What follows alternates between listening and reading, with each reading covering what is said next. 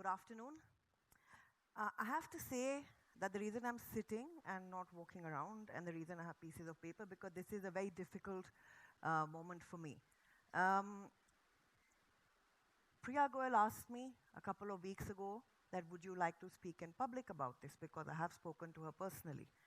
And I was reminded of the fact that 15 years ago, um, when I came out of my family closet, looking 20 kilos fatter, looking a strange shade between gray and black, no hair on my head, pushed by my husband to attend a very glamorous wedding in Mumbai. The one person who befriended me and stood by me was Priya. I'm sorry, this is a very emotional.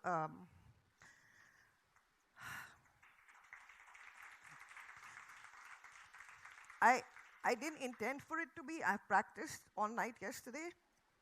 I'm used to speaking in public. I speak regularly, but I haven't spoken about this before. So when she asked me, I thought it was time to throw the closet out to the public. So the reason I have this first slide up is because there's so much to share that it's hard to decide what. So I'll start with what is easy for me, is what I love. I love my today. And I stand in front of you sharing my journey as a survivor for the first time in a public platform, but I'm hiding behind my slide of achievements. I love my life. I live it 200%.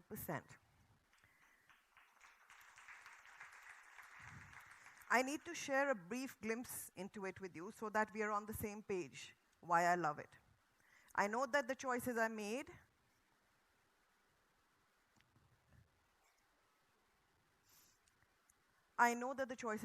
are a result of the cancer that lived in me 15 years ago for several years, incubating in me whilst I had 2 children, just kind enough to rear its head just a few months after my second child, Ananya, was born.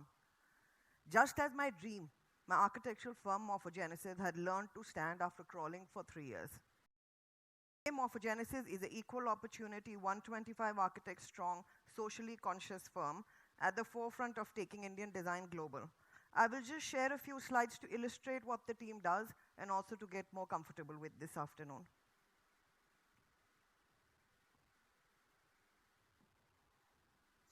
Oh, right. So, a lot of my time in the last few years has been spent doing what I consider my social responsibility. This is designing the Amarnath caves for those who can't make the journey in one day, and to make a place for them to stay overnight to reduce the number of deaths that happen due to the freezing cold. This is a revival of Delhi's stinking Nalla system, which at one point were beautifully designed drainage system by the Tughlaqs, and now is just rotting filth with 50% of Delhi species directly landing up in it. This was an 8-year advocacy program, which resulted in the National Green Tribunal now not allowing the shit to just be covered up before treating it. Worked with the government of Goa to do 900 Anganwadis and to create a booklet for any woman who wants to use one house in the village, one room in her house as an Anganwadi. I am now making a cancer hospital for the man who brought me back to life in Guwahati, and it is being made with local materials but state-of-the-art treatment. I am also at the moment at the forefront of cleaning the Ganges from Allahabad to Varanasi and ensuring that there are no half-burnt dead bodies floating around in it. With BJP winning in UP, I hope it gets new impetus and more funds. I work with 2 NGOs to make sure that the environmental degradation from burning bodies is reduced, and we have come up with a methodology where at least 60% less wood is used, and whereby more people can afford proper cremations, and this is not the state in the Ganges anymore. This is what we have worked with, cow dungs and a new equipment. And this is what the 62 resurrected ghats down the Ganges hopefully will be soon. I work with the Delhi Urban Arts Commission. I'm a member of it to bring transparency. We now have an online sanction system, so hopefully next time any one of you make a home, you are not open to giving bribe to the JEs because it's online. my firm was set up. I learned how much support I needed in my difficult times as a woman. My firm has been set up where we have a commitment to have always more than 50% women employed, and we have housing benefits, flex time, and 100% medical coverage for all ailments at the best facilities in this country, not just for the woman herself, for her husband, parents, and children. So this would have been a different story or maybe no story at all. After being treated for tuberculosis by 3 different doctors, at a party, a doctor just looked at me and pointed to some lumps in my neck and challenged me that I did not have cancer and he would vouch his career on it. We did not have tuberculosis. And at that point, he knew I had cancer, but he didn't say it to me. And he said I should come to his hospital in America and he would diagnose what it really was. So keen to take my son to Florida. I figured some diagnosis would happen, I'd get some antibiotics, and I'd come back.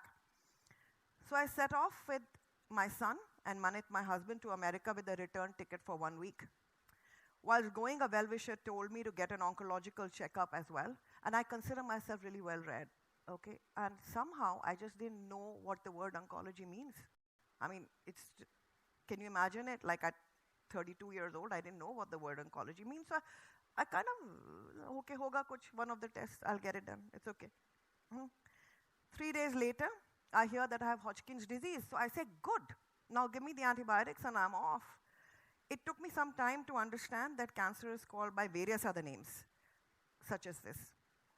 It further took a while to understand that this was a type of blood cancer, stage 3B, that meant it was everywhere in every part of my body, from my neck to my arms, to my waist, to my groin, to my toes.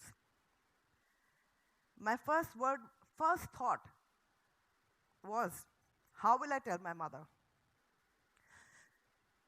She won't be able to take this, not after losing my father and almost losing my brother to an accident. He had just come out of a wheelchair. What was she going to do now? My thoughts oscillated between her and my children. Then slowly I had was anger. It was all replaced by just anger. Why? Why and why? Vandana, any chance? Yeah? I'm just getting the right one up. Yeah. Anger was all I felt. I targeted all of it at God. Why did this happen? Bad things happen to bad people. Was I bad? I don't think so. Were my children bad? Then how could they be motherless? After days of anger, the way I overcame this was eventually becoming an atheist. No God, no one to be angry with.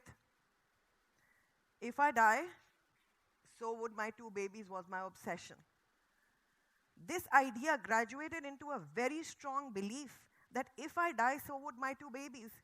That was the moment when a strength started to grow in me. It was a strange fixation, which I know not to be true. I was just somewhere I stopped fighting for myself. The fight just grew for my children. And it's really strange because I come from an immensely loving family. My brother, my sister-in-law, everybody lives 5 minutes from me. My mother-in-law lives in the same house. She's the best grandmother in the world. And my mother is single, so she has nothing to do but help me with my children. But the idea that if I die, they will die was the only thing that kept me going. So every time somebody asks me, where do you get this strength? No, it's not there. Okay. So every time when somebody asks me, where did I get my strength from, this fixation was it. So where was the tuberculosis? What about the biopsies? Hundreds of blood tests in India. They had all been a sequential set of errors. Different hospitals, different doctors, different tests. God knows how. What is the probability? For those of you who know maths, like there is no probability to this. But it happened to me. It was my reality. It just happened to me. Like all good Indians, a network of relatives emerged, connected me to famous Dr. Rai, who's termed as father of modern oncology, and we decided to stay in New York and start treatment immediately. Cardiovascular ports were installed in me because I was so far gone that standard chemo techniques would not have worked. And the standard and only regime of chemo was given through me, that also directly into my aorta, so that it would be absorbed better. And I was on my way to a cure. Then violent reaction occurs and the good doctors remove the culprit drug from the regime. And what I know now to be the next step in my sequence of error happens. They forget to replace it with an alternative. Meanwhile, I'm being termed as a miracle survivor.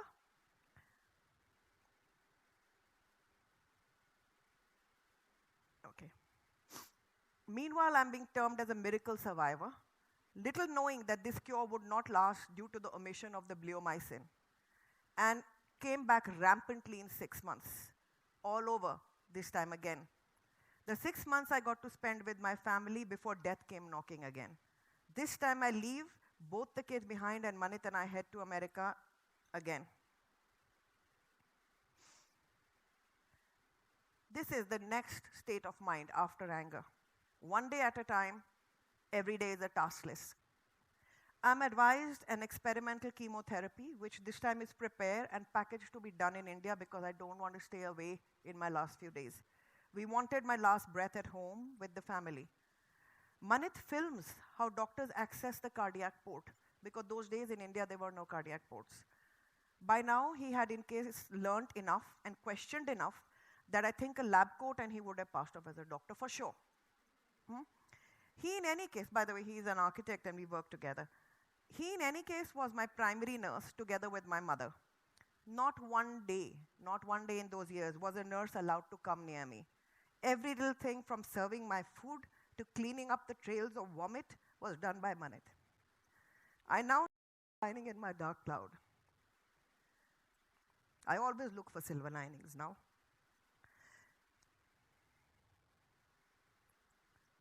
So I said to him, Morphogenesis is my third child. That is the name of my company. We gave birth to it together. It must survive. It is your responsibility. During all this, I had said to him that this is his responsibility because the two children are my strength. They will survive. Every minute that we were not researching cancer, we spent working, and I landed up designing my first home and a multiplex through this. I don't know why, but clients did not notice that we were mostly not there.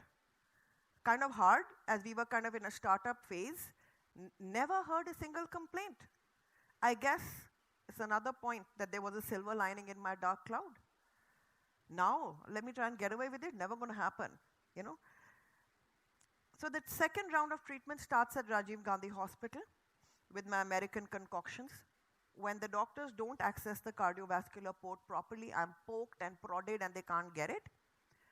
My brother's job was to lure the staff away, whilst my husband would lock the door and an architect becomes a doctor. He would access my cardiovascular port and start my chemotherapy, watching the film he had made. My experimental chemotherapy was done by my husband. I was so grateful for this. Another silver lining in my dark cloud. A man of many tricks. How many people are this lucky? One of the luckiest realizations of my life. My cancer gave me that.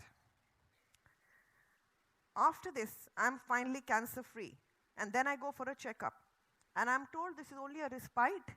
Nobody told me that this experimental chemotherapy was a stopgap arrangement. Nobody told me. And it just bought me enough time to go for a bone marrow transplant, which I now needed. So we are completely taken aback. Why did we not know this? We ask, we always ask. Believe me, we always ask. We are well-read people. We ask things. We ask, but I know now that we should have asked much more. I'm admitted at Long Island Jewish Hospital where this treatment has been pioneered. My stem cells are removed. By now I'm so weak that I spend my 10th anniversary passed out the entire day. Just as I got used to the discrete cardiovascular port, another external line is added to my jugular vein. And it's very strange because it kind of looks like this on top, right? Like a victory sign. So there are these two tubes which are now permanently part of my look. So it's obviously a false signal because there was no victory inside.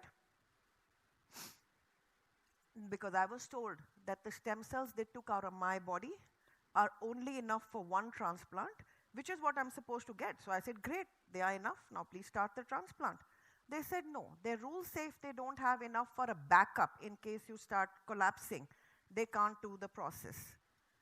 Again, I don't know why I didn't know that. I mean, how do you expect, like, if you go for a kidney transplant or your some loved one does, do you also have a backup kidney in your handbag just in case? So how do you know you have to ask these questions? But it happened to me. And guess why it happened? It happened because George Bush happened to me. George Bush didn't happen to America alone, it happened to me. I'll tell you why. We had laughed at a country that could vote for a George Bush, but didn't know that he had not only happened to America, but also to us. One of the first things he banned or made difficult was stem cell research. And my treatment was declared elective, as though it was my choice, as though it was like a tummy tuck. Huh? And thus could not be done without a backup, because you're not supposed to kill people electively. Okay. However, no one told us that before taking the remainder stem cells out of my body. My source of life was now living outside my body. And I was told I can't have it put back. And the incredulity of it all was so mind-boggling. This George Bush was a man whose own sister could have been saved by stem cell transplant. But, so his sister suffered and I suffered, not just the rest of the world. Then, I found this doctor, Dr. Saikia, in Tata Memorial in India, because we had nothing to do. We will wait for me to die, so we said, let's just try whatever we can. We go to Mumbai. We are told there is only one fellow, this Dr. Saikia, who can probably talk to you, nobody else will. So, Manita went to him, said, what is the probability of you treating her? He said, I can treat her.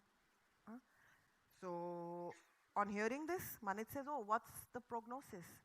He says, why do you need a prognosis? She's dead anyways. So, let's just try.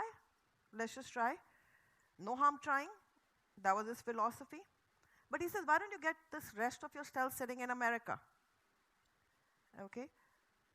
We said, okay, let's get this cell. By now, nothing surprises me. I'd learned to live one day at a time. So Manit says, okay, I will be the medical courier. I will bring your cryogenically frozen stem cells back to this country. But then 9/11 happens to me, you see. Now you'll wonder, what does 9/11 have to do with this? Anthrax happens. Biological material is now being used to kill people. They're getting it in mail. So biological material cannot travel across countries. So my stem cells are living in America. The only doctor who says he's willing to treat me is living in Mumbai, and the cells can't go from one to the other. If we try to say, you come to America and treat us there, he said, the laws won't allow me, I'll be bound by the same laws. Your stem cells will stay out of your body. So, this is the plan at that point. Manit is constantly trying to figure out how to manage this. I'm constantly trying to figure out who will be my best friend's wife, my husband's wife, who will be the right partner for him, who will help him to bring up my children. So I systematically phoned all my best friends and put them through an interview, each one, without telling them why I was doing so. And I'm a lucky person. I came up with 2 options. So I don't know how many have it, but I had a silver lining on my dark cloud. I had friends who I trusted if I was not there. Their names were written, instructions were given, and put in my husband's safe. It sounds funny now, but I was planning the survival of my children. Whilst Manit decided that, we were counting and cherishing every day as a family, but he said, okay, we've talked about it, let's go ahead and do this treatment. We went back to Dr. Saikia. We said, could you please start the treatment that you're ready to do with us? He said, sure, but can you let me know why your life is more important than the people who are already in queue for the treatment? Because there are only 3 incubators in which the bone marrow transplant happens at Tata. So why is your life more important than theirs, if you let me know? then I will start your treatment. And we went loaded with a VIP letter and health minister's letter, please treat her. He says, that still doesn't tell me why your life is more important than others who are in queue. So we come back, disappointed, waiting for the inevitable. As soon as we land back in Delhi, he calls us. He says one patient who is a young child suffering from thalassemia the mother has postponed the treatment. His treatment is not critical for a couple of months. Do you want to take his place? My next memory is of saying bye to my mother and Manit at the fumigation room, where just me, a computer, 2 phones, 6 books, and pictures of Aman and Ananya were fumigated. This was a first. Normally, they never let anything in with the patient. But Manit convinced the doctor that I would fight only if my mind was alive. And their attitude was, yeah, I was probably not going to survive, so anyway, let it be, let them believe it's fine. The stuff was fumigated and I took it in. My life in a windowless incubator starts. It's a 40-day process. Manit and my mother's vigil in a corridor in a government hospital starts. Not even a chair for them. Not a window to see me through. By now, I am looking like a cyborg anyway. I have tubes coming out from here just in case something is collapsing here. I have tubes coming out of my jugular. I have tubes connected to the cardiovascular port. So kind of a mass of tubes and myself in this incubator. There is no internet connection here. So I have the 2 phones I had worked for Bluetooth connectivity. Okay. And this is how it pans out. Day 1 into the incubation chamber. Day 2, blast chemo, which is still no white blood cells are left at all in my body. Feb 27, transplant begins. Day 8, I lose my voice. So even the phone I could speak to Manit on or my mother on, I can't speak anymore. I lose my voice. On day 8, my entire alimentary tract collapses. So no water and no food. For 2 months after that, I had no water and no food. Day 20, I can barely see. You know, I can just make out vague outlines. I can't really see. So no books, no phone anymore. Day 28, the only other person who I could see throughout was the young boy in the incubator across. He dies. He dies. He was only on stage 2 of the same disease. Day 30, I give up. I shut myself inside me. I stop speaking whatever I could. I don't make any sounds to the doctors when they come. I close my eyes. I turn away. I just shut down. I'm not responding to anything. The doctor goes out and tells Manit that I think it's a lost case. I don't know how Manit convinced him. This is probably the only time in a transplant incubator another person who doesn't have transplant is there. Manit was in the incubator in doctor's scrubs. He stayed with me there for the next 8 days. All we did was task list. Iska bio kyun nahi bana? Uski finishing theek nahi ho rahi hai. You know, I don't know how we'll meet the salaries. We don't spend enough time at work. What are you doing? Why are you taking so long? You know, can you get the fuck out of this thing and, you know, let's go work? So that's all that the conversation was the whole time. Okay. So, my task lists are made, things are written down, vision starts to return, I start to recover, and day 40, I'm out. I'm out, but I still need a lot of support. I'm out on a platelet count of only 5,000 platelets, which those of you who've had experience with dengue and this and that know it's like you can barely survive on that. Then, I learned my first lesson, which now is a mantra to my life. People do good without reason. I'm weak. I need platelets every day in huge quantities. I know no one in Mumbai at that point. A friend's sister who works in ILFS puts it on her tack board. Those days, no Facebook. Huh? And so does her friend, who she meets at lunch, put it on the Reliance tack board. We require people to come in and go through platelet pheresis, where for those of you who know it, it takes 4 hours. Your entire blood is pumped through a centrifuge, separating platelets, and the rest goes back in. It's quite safe, but it's a scary thing to do. I get an endless number of people who traveled across Mumbai, taking half a day off, doing this for a stranger. that they were never going to see ever. They didn't see me then, they were never going to see me. In fact, the building was a separate building only altogether from the transplant building where they came and gave blood and left. Wasn't that a silver lining in a dark cloud? My faith in humanity got strengthened. And I live by that faith today. We are home in a bit. Recovery starts. Home is kept sterile. No visitors. My mother is my day nurse. Manit is my night nurse. My children have a mother. One that is mostly in bed and is weak. Will stay like that most likely. And the world rotates around her. They had no life. The world was about me. Nobody bothered with them. At this point, they are 5 and 2. Manit and I discuss it, and we decide that if this is how it is going to be, this is going to be their new normal. They are never going to be allowed to say their mother is sick. This will be just their new normal. They are then trained to believe that scrubbing before entering the house like a doctor is normal. Drips are normal. My son learns that it is his responsibility to carry my injections from the fridge to me with clean hands and patiently chat with me, distracting me from the pain where I was giving myself in deep intramuscular injections every day. We worked as one unit, and to date, we inextricably do so. Every exam, every injury, every illness, my son is miles away in America studying. I know every single breath that he takes. And he's not a mama's boy, he's quite the opposite. He is a maverick who has given me every trouble possible and done a lot of those experiments that we spoke about just a while back. Openly done those experiments as well with me. But I know.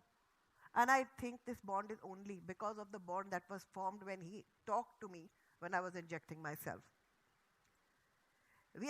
I often feel that we are 4 bodies which from time to time know how to become one mind. How many of us can say that? It is really the silver lining in my dark cloud. 6 months later, I'm back to work. We all start living life normally. And 5 years later, on one of my checkups, my heart is going haywire. There is arrhythmia. I'm skipping heartbeats, along with lots of other side effects. Asthma, I have full-blown metabolic disorder, I have diabetes, I have high blood pressure, I have low blood pressure, my thyroid has 100% collapsed. So a lot of these are expected side effects, but what was not expected was the arrhythmia. So my doctor, who is a very, very Buddhist, very quiet, very strict person, turns around and says to me, for 5 years you've been telling me, thank you doctor, you saved my life, thank you doctor, you saved my life. I just did my job. But today I'm telling you, if you believe I saved your life, I didn't save it for the noise of this world. The chick, you're squabbling with your mother-in-law, you're worrying about this, fighting with the clients, worrying about the teachers in the school, this one is the child doing badly, daughter is flunking. This kind of noise is not the reason that I gave you this life. So get your act together, stop drowning. So he said to me, you are not responsible for others' actions. You can only decide your own actions. I swear to God I live by this. And when, sometimes like a situation is happening which is really bothering me, a lot of noises in my head, I kind of take a deep breath and I just say these exact words in my head. It's not your problem. Only how you react is your problem. What somebody else is saying or doing beyond a point is not your problem. So I got my second mantra in my life.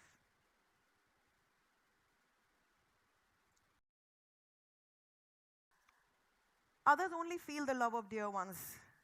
They know it will be there for them. I have put this to test, and I have seriously put this to test.